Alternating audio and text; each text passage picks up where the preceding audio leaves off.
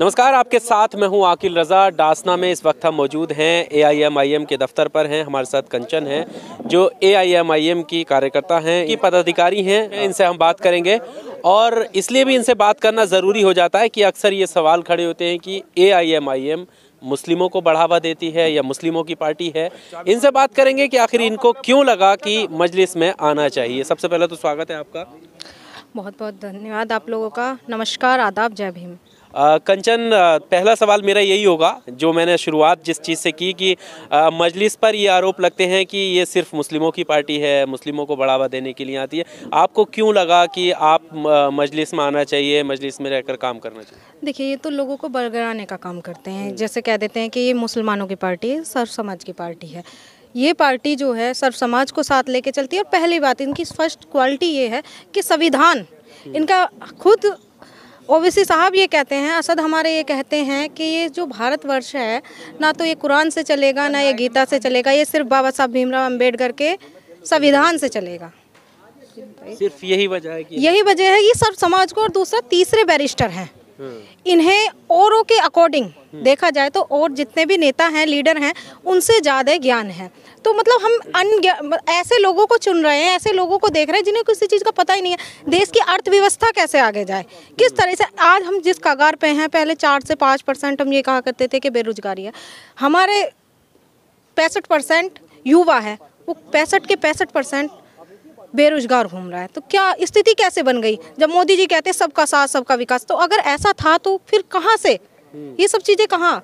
तो अगर नहीं हो पा रहा है तो क्योंकि उन्हें जानकारी नहीं है कैसे हमारी स्थिति बेहतर हो सकती है। डेवलपमेंट के नाम पे जीरो, कुछ भी नहीं किया है।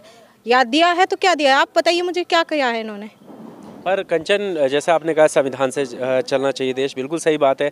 पर ये नारा तो और भी पार्टियां दे रही हैं। मायावती जी लगातार संविधान की बात करती हैं, चंद्रशेखर आज़ाद संविधान की बात करते हैं, अखिलेश यादव, BJP। कोई एक ऐसी पार्टी है जो संविधान की बात ना करती हो? अच्छा, बात करने से ही सब कुछ होता है? देखिए, मायावती का मैं बताऊं, अपना एक उनका पहले क्या था, पर मिशन को लेके चल रही थी।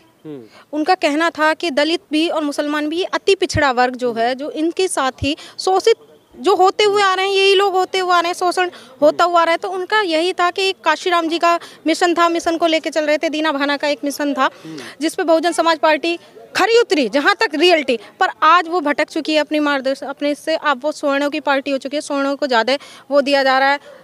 मतलब आप देखिए कहाँ से कहाँ स्थिति बहुत ज़्यादा डेवलप हो चुकी है, चेंज हो चुकी है। तो वो छोड़ दीजिए वो कि दलितों की पार्टी है या बहुजन समाज पार्टी जो है कि वो ऐसे लोगों की पार्टी है कि शोषित वंचित लोगों की पार्टी है। नहीं, अब वो जनरल कैटेगरी और स्वर्ण लोगों की पार्टी है। क्यों लगता है ऐसा? स्वर्ण ही नजर आते हैं। पहले जो मायावती कहती थी, दलित मुसलमान करो विचार, कब तक सहोगे अत्याचार, आज क्या कहती हैं? हाथी नहीं गणेश है, ब्रह्मा विष्णु महेश है। तो कहाँ से आ गई ये स्थिति?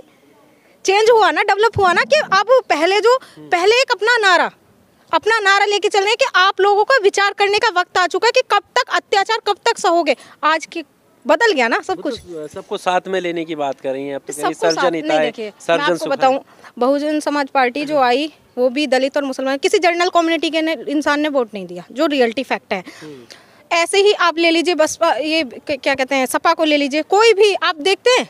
अगर ऐसा होता तो कन्नौज से क्यों ना सीट, कन्नौज से जीतते नहीं।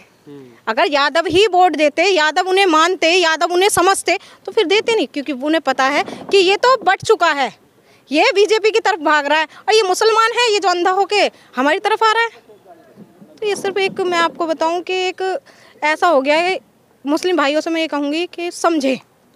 कंचन, अभी कांग्रेस में प्रियंका गांधी बेटियों को आगे लाने की बात कर रही हैं, हिस्सेदारी की बात करें, 50% की उन्होंने बात की, टिकट भी काफ़ी दे रही हैं।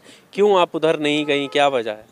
मेरा नहीं, अगर मैं इसलिए नहीं गई, अगर वो सच्चाई होती, उनकी बातों में सच भी होता, तो अभी असेंबली में बैठ के, खुद संसद भवन में बैठ के कहा गया कि अगर किसी महिला के साथ गलत हो रहा है, एज ए उसके साथ रेप अटैम्प्ट हो रहा है, तो उसे एंजॉय करे। अगर वो महिलाओं के हित में होती, अगर महिलाओं के बारे में सोचती, हित में। उन्होंने कहाँ बोला है? अरे उनके नेता ने, उनके लीडर ने ही तो बोला ये बातें। कांग्रेस से ही तो गई हैं, कांग्रेस के नेता ने तो ये बोला, अगर महिलाओं के बारे में वो सोचती तो उन्हें निकाल के बाहर फेंक देती। पार्टी से, हालांकि तो करना खुद मैं अपनी पार्टी लेके चल रही हूँ जिसमें कि मैं महिलाओं को तवज्जो दे रही हूँ, और वो महिलाओं के बारे में ऐसी टिप्पणी करने, तो फिर ऐसे इंसान का क्या फ़ायदा? पार्टी में ऐसे को रखेंगे क्या? फिर आप बताइए कि एक हाथ में तो आप ये कह रहे हो कि महिलाओं को साथ बेटी हूँ, लड़ सकती हूँ, आगे बढ़ सकती हूँ, तो ये वाला कहाँ? फिर क्या बस ये नारा ही है?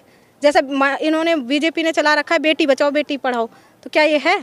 साबित है? असदुद्दीन साहब के आने से क्या बदलाव हो जाएगा? इन पर भी तो लगातार आरोप लगते हैं कि ये बंटवारे की राजनीति करते हैं, भड़काऊ भाषण देते हैं, हिंदू मुस्लिम में दरार पैदा करते हैं, इस तरह के आरोप लगते हैं। अगर हिंदू मुस्लिम की बात आए तो मैंने कभी भी इन्हें देखते हुए नहीं सुना कि अल्लाहू अकबर अपने मंच से, पर हाँ मोदी जी की इस पर सभा जब होती है, मंच होता है, तो उस पर ज़रूर जय श्री राम के नारे लगते हैं। तो अगर ये गलत है तो ये भी गलत होना चाहिए। उनके ऐसा है ही नहीं, ये सिर्फ लोगों को एक दिमाग में ये करना चाहते हैं हिंदू मुस्लिम।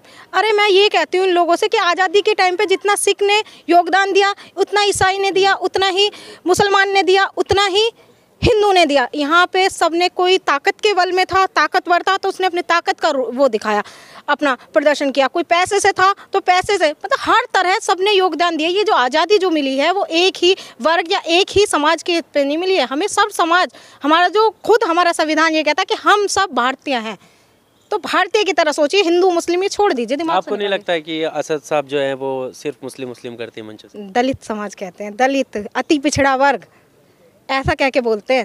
अरे अगर आप ये मुसलमान होता तो मैं फिर इस पार्टी में क्यों होती? अन्य बहुत सारी पार्टी हैं। नहीं होना चाहिए मुस्लिम, क्या नहीं होना चाहिए? ये जो नहीं, मैं आपको कह रही हूँ, अगर ये कहते कि मुसलमानों के हित में होती तो फिर मैं यहाँ पे क्यों होती? मेरे लिए तो अन्य पार्टी और है। मुझे इसलिए, मैं इनकी क्वालिटी यही है कि संविधान को लेके चलते हैं, संविधान पे बात करते हैं, फालतू के इनके ये नहीं है कि जिस तरह से मैं, जिसे पता है उस इंसान को, अगर देखिए अगर मुझे लिखना बेहतर आता है, पढ़ना बेहतर आता है तो मैं वही काम करूँगी, सीधी बात है ना। अब हमारे योगी जी ठहरे, योगी जी हैं, नाम ही योगी जी है, पता चल रहा है कि मंदिरों में रहे, अपना ये काम करें जो इनका धर्म से रिलेटेड इनका वर्क है, तो क्या जरूरत है मुख्यमंत्री का पूरा खिताब? योगी सीएम नहीं बन सकते क्या? नहीं, सीएम बन सकते, पर अच्छे से। जिस कोई भी इंसान है, किसी भी अपनी अपनी, देखिए हर एक इंसान का अपना फील्ड है। आप अपने फील्ड में, आप अपने रिपोर्टर, एज ए रिपोर्टर के फील्ड में ज़्यादा माहिर है, तो आप अपना वर्क करें। अगर मैं आपसे कहूँ कि आप दूसरे मेरी जगह आ जाइए, क्या ये संभव है? तो वो भी तो राजनीति में लंबे समय से है। नहीं, राजनीति में जिस तरह से अगर ऐसा होता तो मैं आपको ये बताऊँ, राजनीति में है, स्कूल कितने खुलवाए, कॉलेजों के कितने कॉलेजों या उद्घाटन किए अभी हाल ही में? क्या किया है उद्घाटन? हाँ, अभी उद्घाटन किया। देखिए क्या कहते हैं, वाराणसी कॉरिडोर दिया है, राम मंदिर दिया है, ये दिया है ना। मंदिरों से ही बात है। हाँ, तो मैं कह तो रही हूँ, मंदिर ही दे सकते हैं। योगी को बनाएंगे तो मंदिर ही देंगे, रोजगार नहीं मिलेगा। रोजगार से फिर अपने आप को अलग कर लीजिए और फ्री राशन मिलेगा लोगों को। और ये बताया जा रहा है कि आप कुछ करने योग्य नहीं हो, फ्री में खाओ बस, तुम करो ही मत। तो मतलब जनता को हराम बनाना चाहते हैं। कह रहे हैं अखिलेश भैया ने, हमारे गांधी जी खुद कहते थे कि मतलब हराम है जो अगर इंसान मतलब बैठ के खा रहा है तो उसका जीना हराम है, खुद ये कहा गया है। तो फिर कैसे, अगर हराम है तो फिर हम ऐसा खाना क्यों खा रहे हैं जो मतलब ऐसे हमें क्या, मतलब देखो पहले सच्चाई क्या है कि पहले जो तेल मिलता था सरसों का, वो 70 से 60 से 70 रुपये, महंगाई पे बात करते हैं, 70 रुपये में, आज 200 रुपये में। सिलेंडर 300 रुपये, इन्होंने इतना वो कर रखा था। सन 2013 में मैं उनकी डिबेट देखती हूँ, इतना कसम मुझे इस मिट्टी की, मैं देश नहीं बिकने दूंगा। आज क्या स्थिति, रेलवे बेच दी, एरोप्लेन बेच दिया, हवाई चप्पल वाला भी क्या, आज ऑटो रिक्शा की सवारी करने में भी डरता है कि वो ज़्यादा पैसे ना मांग ले मुझसे। तो ये स्थिति कर दी। इन्होंने कहा था गरीबी हटाऊंगा, गलत, गरीब हटा दिए इन्होंने। देश में गरीबों को इस तरह की कंडीशन क्रिएट कर दिया, ऐसा कर दिया कि इंसान सोचते हैं कहीं जाना, और तो और शादी ब्याह, परिवार में कुछ समारोह हो, इंसान एटलीस्ट इतना हो गया, इतनी दुर्दशा हो गई है कि किसी की एज ए डेथ हो जाती है, एक्सीडेंट हो जाता है, तो इंसान सोचता है कैसे जाऊँ, इतना खर्चा होगा। तो अपने रिश्तेदार, अपने प्यारे रिश्तेदार, जैसे रेलवे पे पहले क्या होता था, हम लोग हिंदू से समाज से हम बिलोंग करते हैं, या हिंदू में हम ये करते हैं, या हिंदू या मुसलमान, हम भारतवर्ष में रहते हैं, सब में एकता भी है, प्यार भी है, मोहब्बत भी है।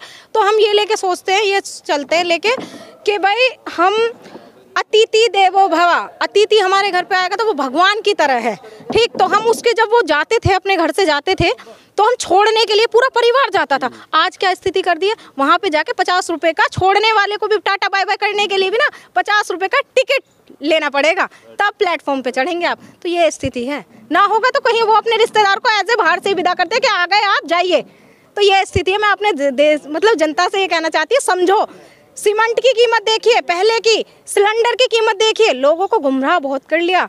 आप सच्चाई पे बात कीजिए, शिक्षा पे ले लीजिए, हॉस्पिटल ले लीजिए, किस चीज़ की ज़रूरत है? तीसरी लहर आ रही है, चौथी लहर आ रही है, ये आ रहा है, वो आ रहा है, हॉस्पिटल कितने ओपन कराए आपने? इस पे वर्क करो ना। बस फ्री का राशन, क्या इसी में जनता खुश है? चलो तेल दे दिया आपने, चना दे दिया, नमक दे दिया, उसके अलावा भी तो चने का क्या कितने दिन तक खाएगा वो चने? और मैंने खुद ने घर घर जाके सर्च किया है, सर्वे किया, जो नमक है ना वो खाने योग्य नहीं है, जो चने हैं वो खाने योग्य नहीं है।